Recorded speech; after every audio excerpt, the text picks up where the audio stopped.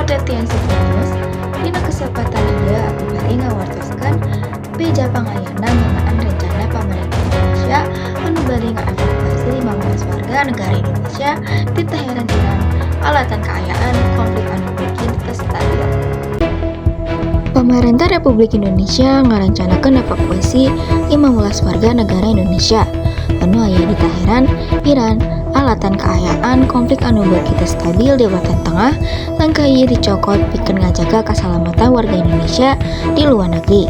Numutkeun Kementerian Luar Negeri, evakuasi dilaksanakeun secara sukarela pikeun WNI anu hoyong balik. Kusabab beruang udara ditutup, perjalanan bakalan ditempuh ngalewatan jalur darat ka Baku, Azerbaijan, tuluy diteruskeun ku hiber ka Indonesia.